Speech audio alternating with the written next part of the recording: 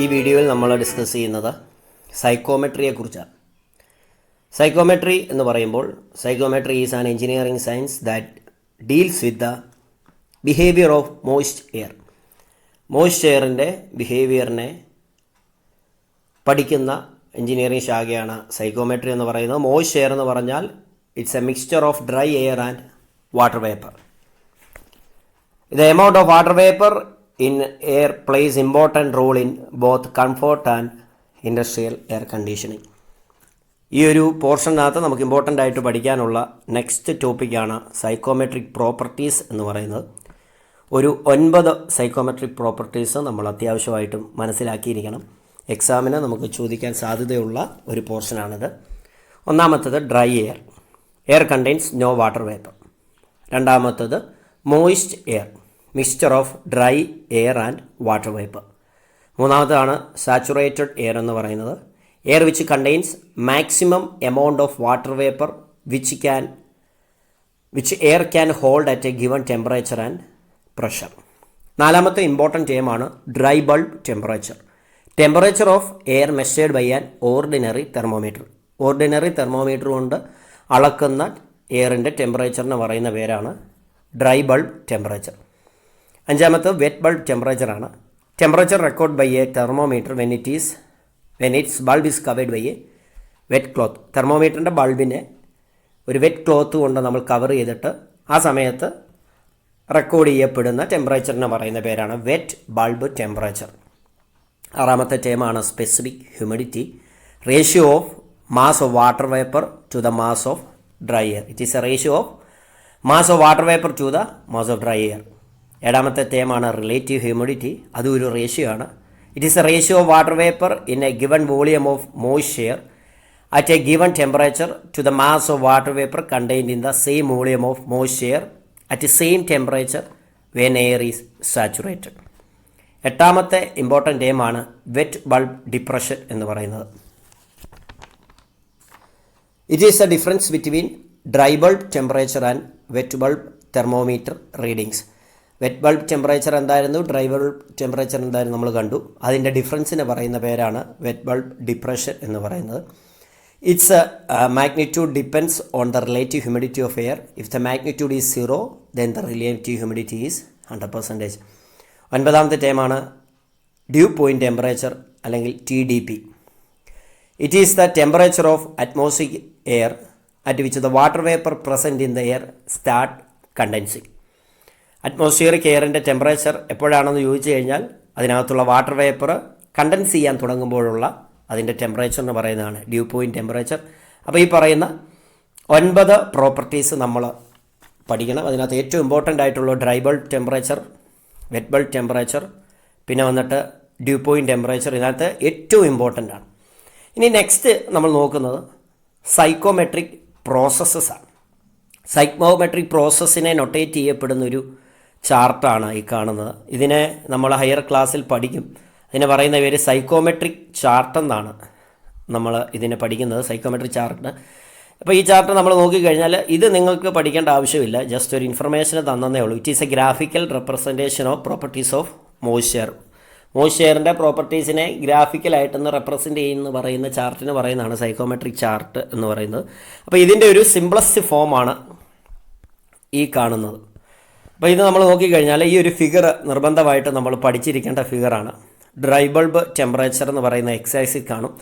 ഈ ഫിഗർ നിങ്ങൾ നോക്കിക്കഴിഞ്ഞാൽ 0, 5, 10, 15 ഇങ്ങോട്ട് ഇൻക്രീസ് ചെയ്യപ്പെടുകയാണ്.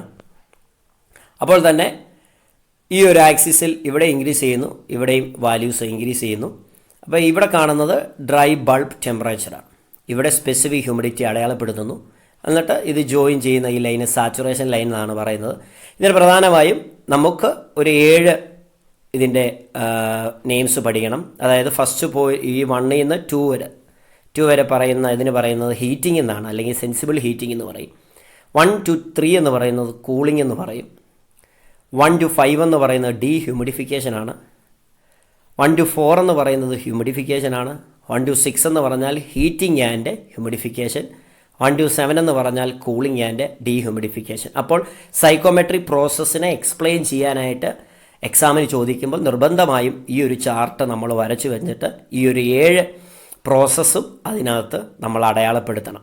അപ്പോൾ ഇതെന്താണെന്ന് നമ്മൾ എക്സ്പ്ലെയിൻ ചെയ്യാൻ പോവാണ്. ഒന്നാമത്തത് സെൻസിബിൾ ഹീറ്റിംഗ് ആണ്. സെൻസിബിൾ ഹീറ്റിങ്ങിനെ നൊട്ടേറ്റ് ചെയ്യുന്നത് ഈ ഒരു 6 എക്സ്പ്ലനേഷൻ നമ്മൾ പഠിക്കണം. ഇത് എളുപ്പമാണ്. ഈ 6 ടേംസ് നമ്മൾ ബൈ ഹാർട്ടായിട്ട് പഠിച്ചു കഴിഞ്ഞിട്ട് ഈ ഗ്രാഫിൽ നിന്ന് നമുക്ക് ഈസി ആയിട്ട് അത് എക്സ്പ്ലെയിൻ ചെയ്യാൻ പറ്റും. ഇപ്പുറത്തെ സ്ലൈഡിൽ കാണുന്ന ഇതിൻ്റെ എക്സ്പ്ലനേഷൻ ഈ ഗ്രാഫിൽ നിന്ന് ഞാനിപ്പോൾ ഒന്ന് എക്സ്പ്ലെയിൻ ചെയ്യാൻ പോവാണ്. ഈ പറയുന്ന പ്രോസസ്സ് 1, 2 എന്ന് പറയുന്നത് സെൻസിബിൾ ഹീറ്റിംഗ് എന്നാണ് അതിന് പറയുന്നത്.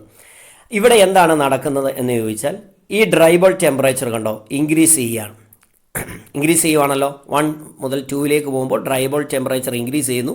അപ്പോൾ തന്നെ സ്പെസിഫിക് ഹ്യൂമിഡിറ്റിക്ക് യാതൊരു വ്യത്യാസവുമില്ല. അപ്പോൾ നമുക്ക് പറയാൻ കഴിയും increases the dry bulb temperature of air without change in the specific humidity. അതുപോലെ രണ്ടാമത്തെ ടേമാണ് സെൻസിബിൾ കൂളിംഗ്. 1 to 3 എന്ന് പറയുന്നതാണ് സെൻസിബിൾ കൂളിംഗ്. ഇവിടെ നടക്കുമ്പോൾ ഡ്രൈ ബൾബ് ടെമ്പറേച്ചർ ഡിക്രീസ് ചെയ്യുന്നു. കാരണം ഇങ്ങോട്ടാണ് അതിൻ്റെ ആരോ മാർക്ക് പോകുന്നത്. ഡിക്രീസ് ചെയ്യുന്നു. ഇങ്ങോട്ട് പോകുന്നതോറും ഡിക്രീസ് ചെയ്യുന്നു. സ്പെസിഫിക് ഹ്യൂമിഡിറ്റിക്ക് യാതൊരു വ്യത്യാസവുമില്ല. അതാണ് ഇവിടെ പറയുന്നത് decrease dry bulb temperature without changing specific humidity. മൂന്നാമത്തെ തേമാണ് ഹ്യൂമിഡിഫിക്കേഷൻ. അപ്പോൾ അത് ഈ ഗ്രാഫിനകത്ത് നോക്കിക്കഴിഞ്ഞാൽ, ഈ ചാർട്ടിനകത്ത് നോക്കിക്കഴിഞ്ഞാൽ 1 to 4 ആണ് ഹ്യൂമിഡിഫിക്കേഷൻ എന്ന് പറയുന്നത്. അവിടെ നമ്മൾ നോക്കിക്കഴിഞ്ഞാൽ സ്പെസിഫിക് ഹ്യൂമിഡിറ്റി ഇൻക്രീസ് ചെയ്യുന്നു, പക്ഷേ ടെമ്പറേച്ചറിന് യാതൊരു വ്യത്യാസവുമില്ല. ഡ്രൈ ബൾബ് ടെമ്പറേച്ചർ അതുപോലെ തന്നെ തുടരുകയാണ്. അതാണ് ഹ്യൂമിഡിഫിക്കേഷൻ പറയുന്നത്. Increases the specific humidity without changing the temperature.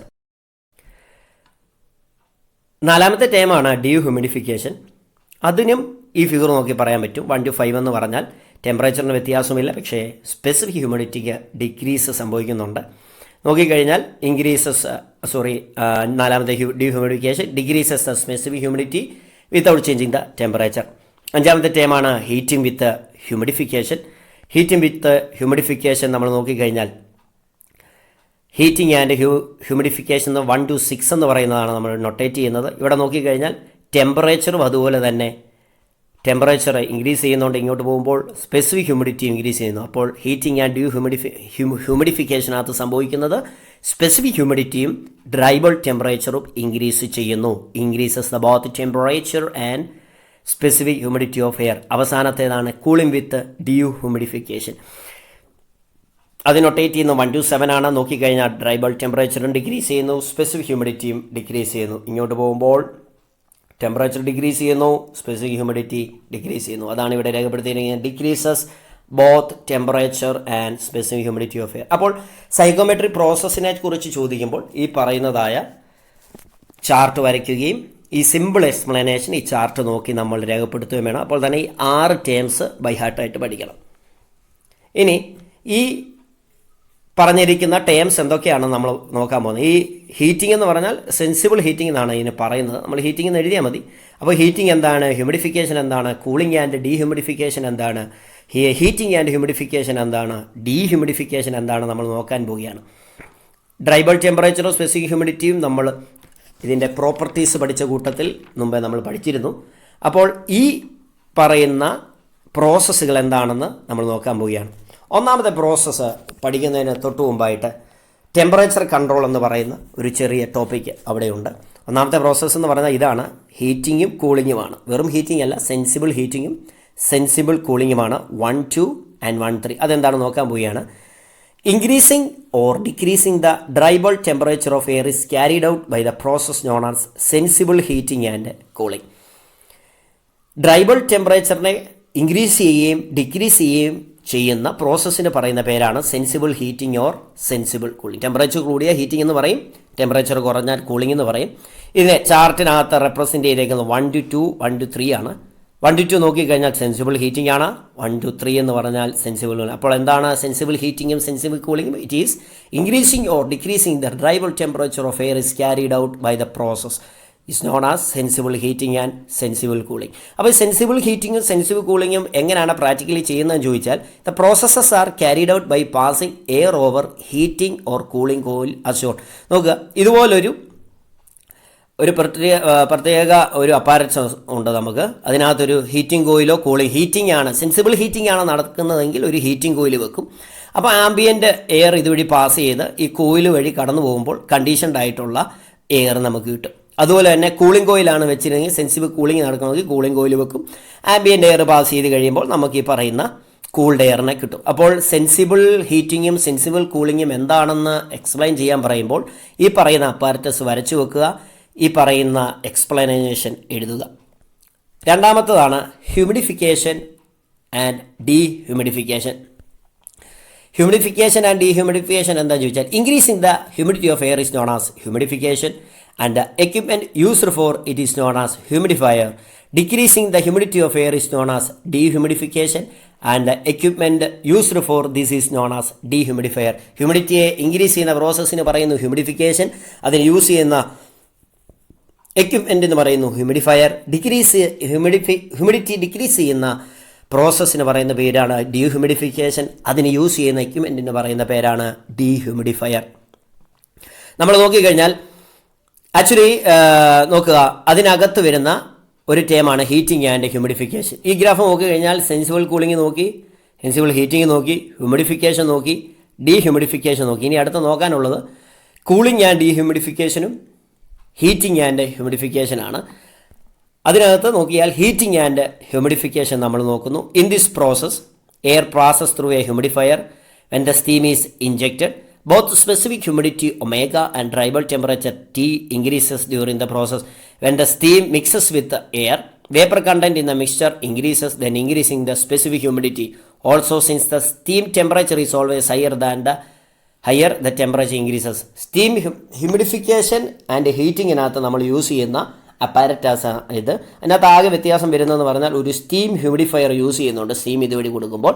അപ്പോൾ ആംബിയൻ്റ് എയർ ഇതുവഴി പാസ് ചെയ്ത് കഴിയുമ്പോൾ നമുക്ക് പറയപ്പെടുന്നതായ കണ്ടീഷൻഡ് എയർ നമുക്ക് കിട്ടുന്നു. എവിടെ? ഹീറ്റിംഗ് ആൻഡ് ഹ്യൂമിഡിഫിക്കേഷൻ എന്ന് പറയുന്ന പ്രോസസ്സിൽ. ഇനി നെക്സ്റ്റ് എന്ന് പറയുന്നത് കൂളിംഗ് ആൻഡ് ഹ്യൂമിഡിഫിക്കേഷനാണ്.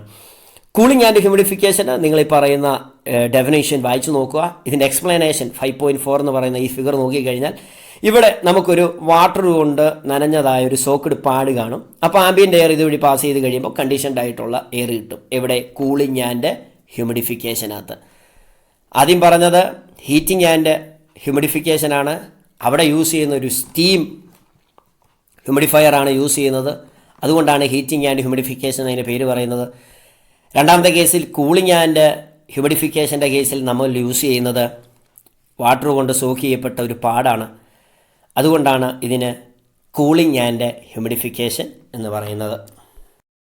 ഇനി നെക്സ്റ്റ് എന്ന് പറഞ്ഞാൽ ഡീഹ്യൂമിഡിഫിക്കേഷൻ വിത്ത് ഹീറ്റിംഗ് ആണ്. ഡീഹ്യൂമിഡിഫിക്കേഷൻ എന്ന് പറഞ്ഞാൽ നമുക്കറിയാം ഹ്യൂമിഡിറ്റി ഡിക്രീസ് ചെയ്യപ്പെടുന്ന പ്രോസസ്സിനാണ് ഡീഹ്യൂമിഡിഫിക്കേഷൻ എന്ന് പറയുന്നത്. അപ്പോൾ ഇത് യൂസ് ചെയ്യുന്നത് the process can be carried out by the principle of absorption. Air is passed over the absorbing surface where water vapor in the air condenses and get absorbed with the absorbent, thus reducing the humidity of air. ഇതിനകത്ത് absorption എന്ന് പറയുന്ന ഒരു പ്രിൻസിപ്പിളാണ് ഇതിനകത്ത് use ചെയ്യുന്നത്. ഇവിടെ ഒരു absorbing surface ഇതിൻ്റെ അകത്ത് യൂസ് ചെയ്യുന്നുണ്ട്. അപ്പോൾ എയർ ഈ അബ്സോർബിങ് സർഫസ് വഴി പാസ് ചെയ്ത് കഴിയുമ്പോഴത്തേക്കും അതിൻ്റെ വാട്ടർ വേപ്പർ കണ്ടൻസ് ചെയ്ത് അതിൻ്റെ ഹ്യൂമിഡിറ്റിയെ റിമൂവ് ചെയ്യുന്ന ഒരു പ്രോസസ്സാണ് ഡീഹ്യൂമിഡിഫിക്കേഷൻ വിത്ത് ഹീറ്റിംഗ് എന്ന് പറയുന്നത്. നെക്സ്റ്റ് ഏറ്റവും അവസാനത്തെ ഡീഹ്യൂമിഡിഫിക്കേഷൻ വിത്ത് കൂളിംഗ് ആണ്. The air is passed over the cooling coil where temperature is much below the dew point temperature of the air. When the air passes over the coil, the temperature of the air reduces and becomes less than dew point temperature. Since the temperature of the air is lower than the dew point temperature, some of the water vapor in the air condenses and drip down in the collecting tank below. അപ്പോൾ dehumidification with cooling ആണ്. മുമ്പത്തെ heating ആയിരുന്നു. അപ്പോൾ കൂളിങ്ങിനകത്ത് humidity reduce ചെയ്യാൻ വേണ്ടി നമ്മൾ ഉപയോഗിക്കുന്ന ഒരു അപ്പാരറ്റസ് ആണ്. ഒരു കോയിൽ വെച്ചിട്ടുണ്ട്. അപ്പോൾ ഔട്ട്സൈഡ് എയറിനെ ഇതുവഴി പാസ് ചെയ്ത് കഴിയുമ്പോഴത്തേക്ക് കണ്ടൻസ് ചെയ്ത് കഴിയുന്ന ഡ്രോപ്സ് നമുക്ക് ഇതിൽ ഡെപ്പോസിറ്റ് ചെയ്ത് ഇതിൻ്റെ ഹ്യൂമിഡിറ്റി റിമൂവ് ചെയ്ത എയറിനെ നമുക്ക് ഈ ഒരു പ്രോസസ്സ് ചെയ്ത് കഴിയുമ്പോഴത്തേക്കും ലഭിക്കുന്നതാണ്.